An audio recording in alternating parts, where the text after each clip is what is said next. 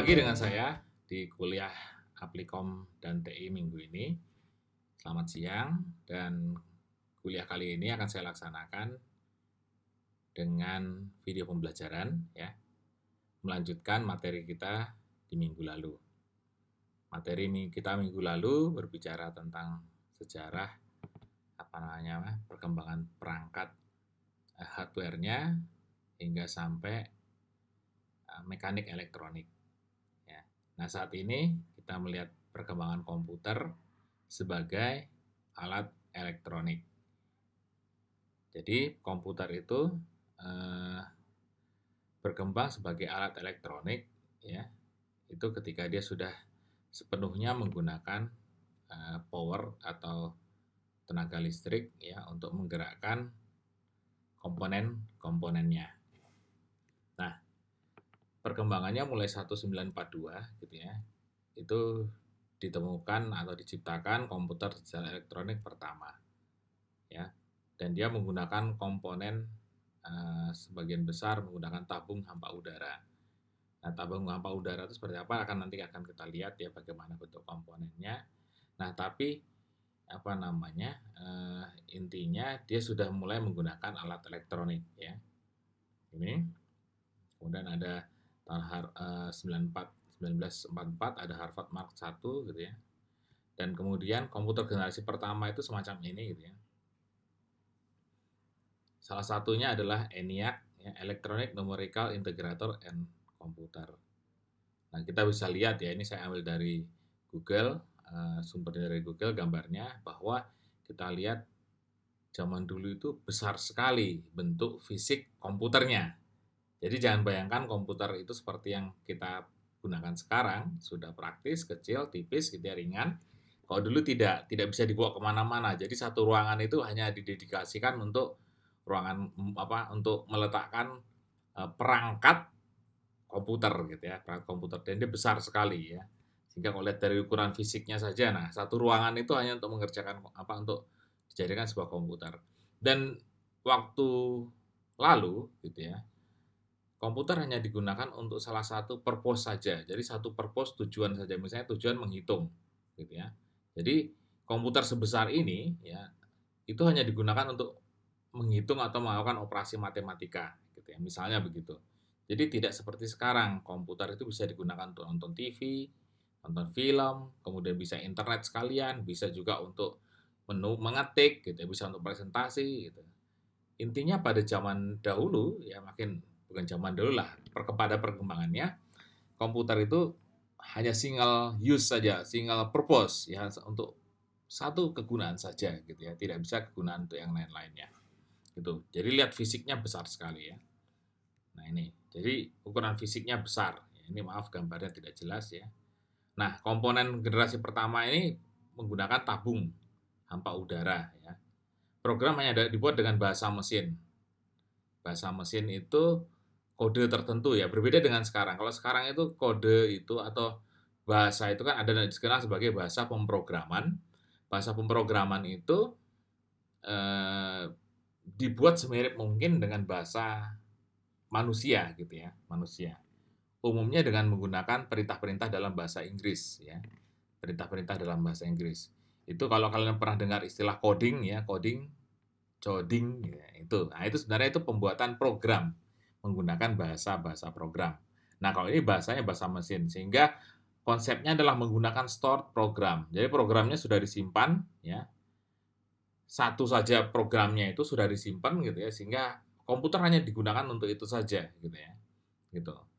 Dia menggunakan simpanan luar berupa magnetic tape dan magnetic disk.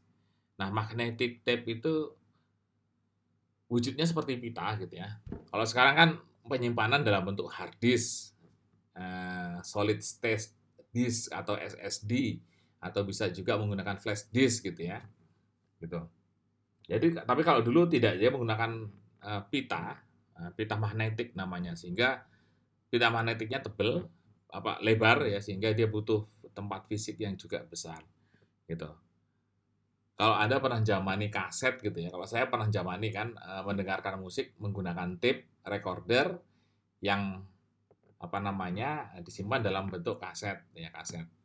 Nah, itu kalau saya mulai kecil itu udah saya kenal gitu ya. Gitu. Jadi itu salah satu contoh magnetic tape gitu ya. Tapi itu digunakan hanya untuk menyimpan suara atau lagu-lagu ya kaset itu. Kalau sekarang mungkin sudah nggak ada lagi, ya, nggak ada lagi. Kita mencari tape yang ada pemutar kasetnya juga sudah susah saat ini gitu ya. Gitu. Kita paling cari ke tempat barang bekas gitu. Itu saya punya banyak itu lagu-lagu kaset yang saya kumpulkan. Saya kan suka dengar musik gitu ya. Sejak apa namanya SMA lah gitu. SMP, SMA sudah mulai sering beli kaset gitu ya, kaset barat gitu. Saya simpan dan tidak bisa digunakan, tidak bisa saya dengarkan lagi karena apa? Karena memang ya perangkat untuk nyetelnya itu sudah susah kita dapatkan gitu ya. Gitu. Dan sangat apa namanya? Sangat rentan sekali untuk kerusakannya gitu. Jadi kalau kadang-kadang apa namanya? Suaranya jadi jelek karena apa? Head untuk membacanya itu kotor gitu ya gitu.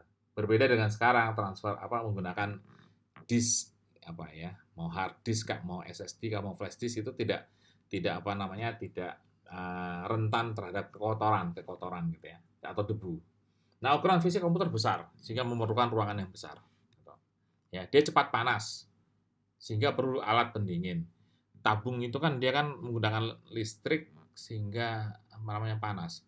Saya pernah melihat apa namanya tape ya tape itu untuk nyetel musik gitu. Tapi zaman dulu punya Pak D saya gitu di Jogja, dia menggunakan apa namanya komponen tabung di dalamnya gitu ya tabung. Prosesnya kurang cepat, simpanannya kecil, membutuhkan daya listrik yang besar dan orientasi terutama untuk aplikasi bisnis ya gitu. Karena komponennya besar tentu butuh daya listrik yang besar. Ya, contohnya ini komponen tabung semacam ini ya. Komponen tabung hampa udara. Bentuknya semacam ini besar-besar ini gitu ya. Gitu. Nah, ini salah satu contoh komputer yang menggunakan tabung hampa udara. Gitu. Jadi yang nempel apa namanya ini adalah tabung-tabung gitu ya. Banyak sekali. Dan itu panas gitu. Dan di sebelah apa namanya? eh yang di sini ya, ini adalah sumber listrik ini kelihatannya transformer ya, trafo orang bilang gitu ya. Dan sini adalah apa namanya? Tabung-tabungnya gitu, tabung-tabungnya ya. Gitu. Nah, kemudian jenisnya ini ya, perusahaan yang punya apa namanya memproduksi komputer pertama antara lain ini ya. Gitu. Kemudian ada komputer generasi kedua menggunakan transistor sebagai sirkuitnya. Kalau tadi menggunakan tabung, sekarang menggunakan transistor. Program dapat dibuat dengan bahasa tingkat tinggi. Bahasa tingkat tinggi itu sebenarnya bahasa pemrograman yang mendekati bahasa manusia sebenarnya gitu ya. Jadi ketikannya perintahnya itu menggunakan bahasa seperti bahasa ngomong misalnya print, cetak gitu ya. Gitu. Jika ini maka if apa then apa gitu ya. Itu kan salah satu contoh bentuk bahasa manusia digunakan untuk program. Ya. Kemudian kapasitas memori sudah mulai besar ya, dapat menyimpan beberapa puluh ribu karakter gitu ya, karakter. Nah, satuan untuk apa penyimpanan itu kan byte ya kalau di komputer ya, byte. Cuman kelipatannya bukan 1000, misalnya kilobyte itu bukan 1000 byte tapi 1024 gitu. Itu 1 byte kemudian 1000 byte itu 1024 byte itu dikenal sebagai 1 kilobyte. Di atasnya kilo mega, di atasnya megabyte apa? Gigabyte ya. Gigabyte. Di atasnya gigabyte apa? Terabyte ya gitu, tera. Jadi 1 tera itu sudah apa namanya? 1000 giga ya, 1024 giga. Itu sudah banyak sekali gitu ya. Dan kebutuhan sekarang memang rata-rata besar sekali sudah untuk apa namanya? Untuk kebutuhan penyimpanan. Ya, menggunakan simpanan luar magnetic tape masih gitu ya. Mempunyai proses real time real sharing berarti menghitungnya cenderung sudah lebih cepat intinya gitu ya intinya. Dan orientasinya ya daya listrik fisiknya lebih kecil ya kemudian karena komponen tadi lebih kecil gitu ya membutuhkan daya listrik lebih kecil. Orientasinya bukan hanya untuk satu aplikasi saja tapi bisa juga untuk beberapa aplikasi lain seperti aplikasi teknik ya. Itu ini contoh apa namanya adalah perusahaan-perusahaan yang memproduksinya ya. Nah, komponen transistor semacam ini ya. transistor. Transistor itu ada yang istilahnya PNP, ada NPN gitu. Saya pernah dulu ikut kursus keterampilan elektronika waktu SMP. Jadi suka lah gitu untuk apa namanya membuat, misalnya ada membuat radio, membuat alarm, membuat apa namanya itu lampu kedap-kedip misalnya gitu ya. Itu biasanya menggunakan apa namanya komponen ini gitu ya, transistor gitu ya, transistor. Terus ada nanti komponen yang lainnya namanya resistor gitu ya, dan macam-macam gitu ya, ada macam-macam komponen, banyak sekali gitu ya. Nah ini contohnya generasi kedua gitu ya, second generation.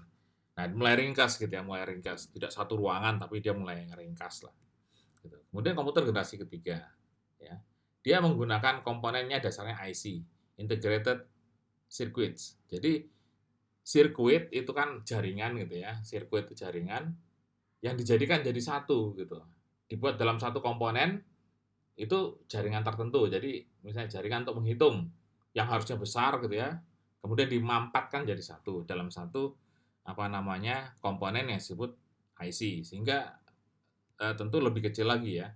Software sudah semakin meningkat gitu ya, daya listrik tentu hemat gitu. Nah ini adalah apa namanya ciri-cirinya.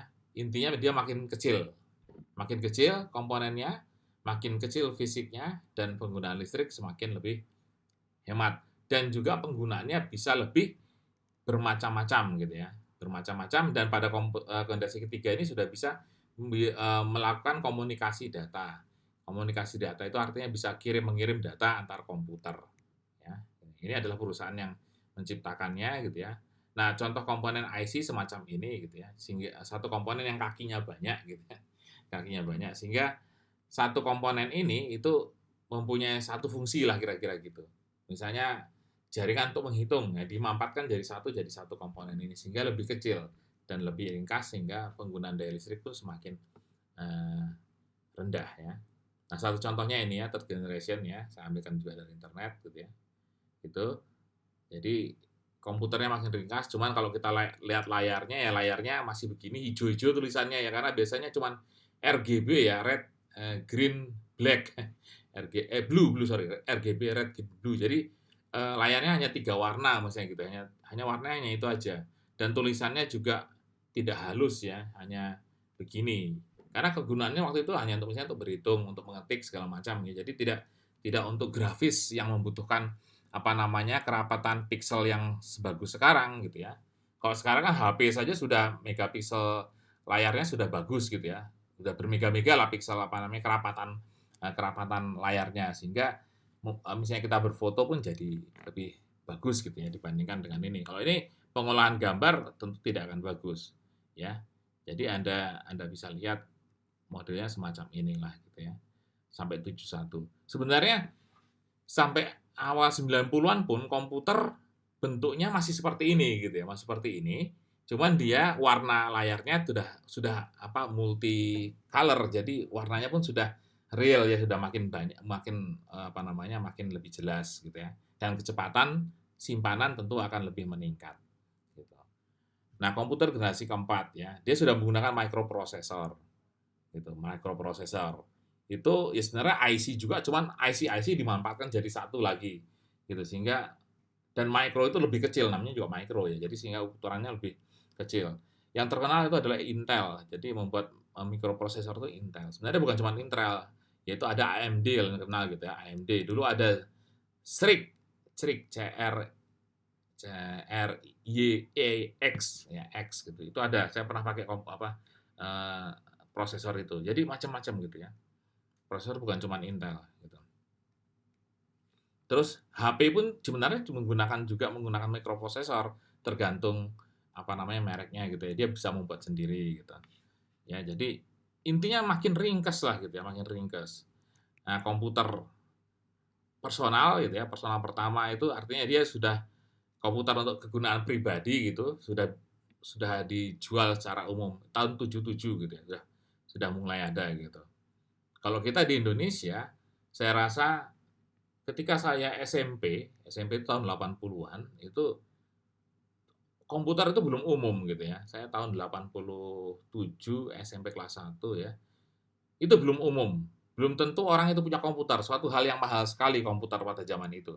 Ya, jadi memang dia personal komputer untuk pribadi, tapi belum semua orang bisa punya, ya punya, gitu. Padahal seingat saya komputer itu harganya cuma ya mungkin 1 juta zaman itu gitu ya, 1 juta.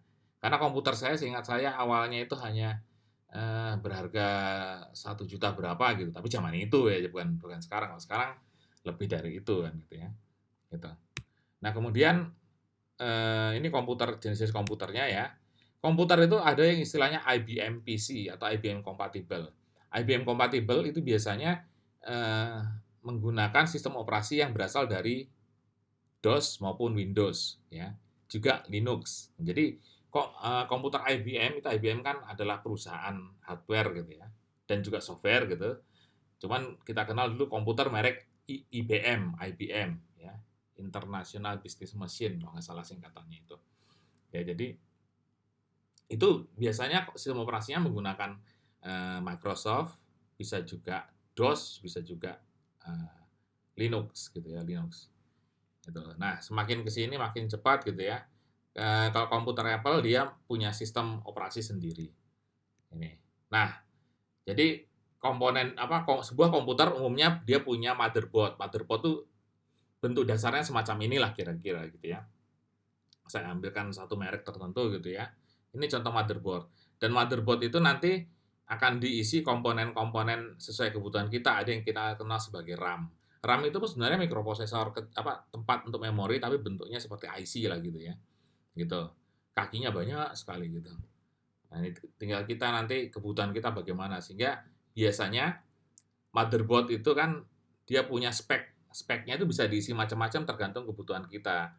Misalnya kita butuh prosesor yang cepat, nanti kita belikan prosesornya sendiri cepat gitu ya. Gitu. Walaupun sama-sama dasar prosesor motherboardnya sama, tapi kemampuannya bisa berbeda-beda tergantung komponen yang kita masukkan di dalamnya. Ya, ini udah komputer generasi 4 lah dibilang begitu sudah semacam ini gitu ya, sudah semacam ini. Ini ya, jadi nah salah satu contoh gambar prosesor semacam ini ya. Ini adalah kebetulan yang saya ambil yang merek Intel. Sebenarnya microprosesor bukan cuma Intel tadi, ada AMD dan segala macam. Ya, gitu. Nah, kemudian karena dia kecil sudah bisa komputer itu dibuat tipis semacam ini ya pada generasi ini. Gitu ya. Jadi ini salah satu contoh misalnya merek Acer gitu. Nah, kemudian ada komputer generasi kelima. Ya, generasi kelima itu sebenarnya terus terang penggenerasian komputer itu kadang-kadang macam-macam buku berbeda-beda gitu ya. Gitu. Ada sekarang yang menggambarkan sekarang adalah untuk generasi ke-6 gitu. Tapi intinya begini, dia semakin ke sini, semakin ke arah semakin waktunya semakin dari dulu ke sini itu pertama fisiknya dia semakin ringkas.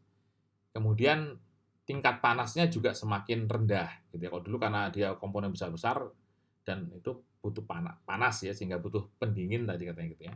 Sekarang pun masih butuh pendingin Kak. Makanya di komputer itu ada kipasnya toh gitu karena namanya memproses itu mirip seperti otak kita gitu. Kalau otak kita bekerja kan biasanya kita pegang kan panas gitu ya. Gitu. Kalau otaknya dingin-dingin aja berarti nggak pernah mikir gitu. Gitulah kira-kira contohnya ya.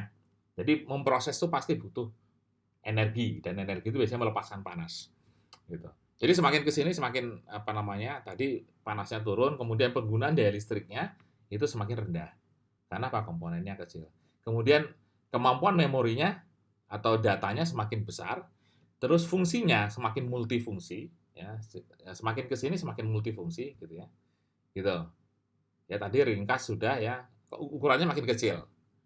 Gitu. Kemudian multifungsi berarti penggunaannya bisa bermacam-macam. Untuk satu jenis komputer itu bisa digunakan misalnya untuk mengetik, berhitung, menggunakan menonton TV, mendengar musik bisa juga gitu ya.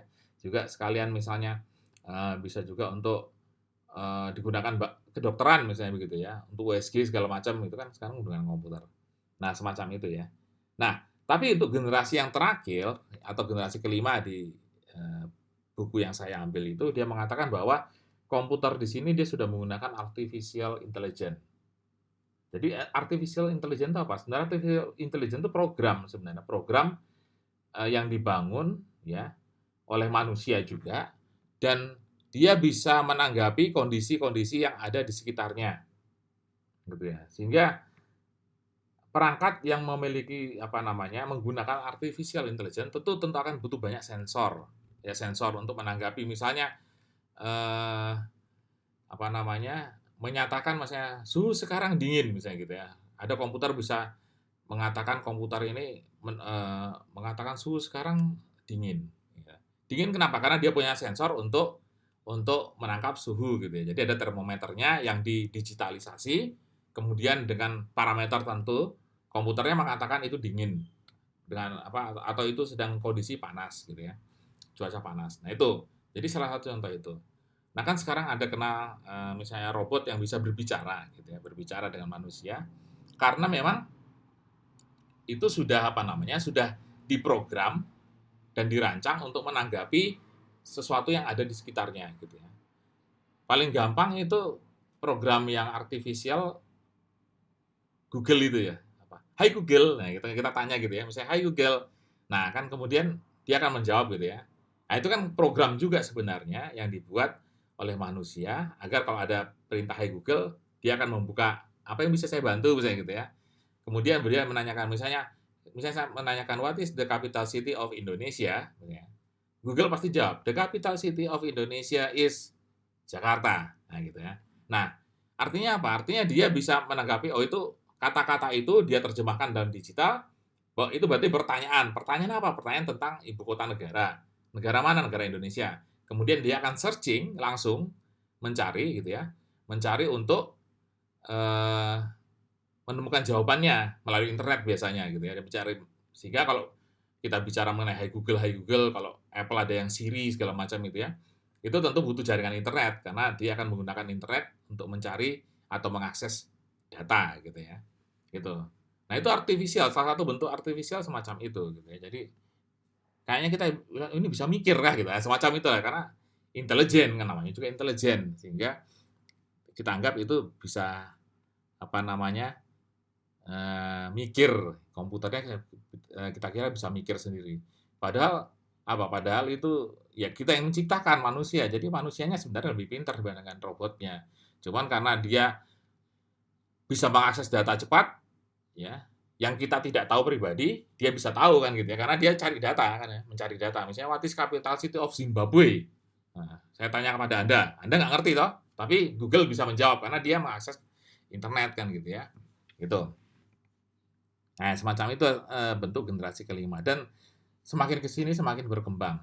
Ya, semakin ke sini semakin berkembang. Gitu. Orang bilang istilahnya eh, ada istilahnya itu. Jadi kalau kalau mengenai artificial intelligence ini mengenai kode-kodenya gitu istilahnya apa ya. Nanti kalau saya ingat tak sampaikan lagi. Nah, jadi semacam inilah misalnya robot Asimo ya, Asimo oleh Honda di Jepang kan semacam itu ya. Jadi dia bisa ditanyain, dia bisa menjawab gitu ya.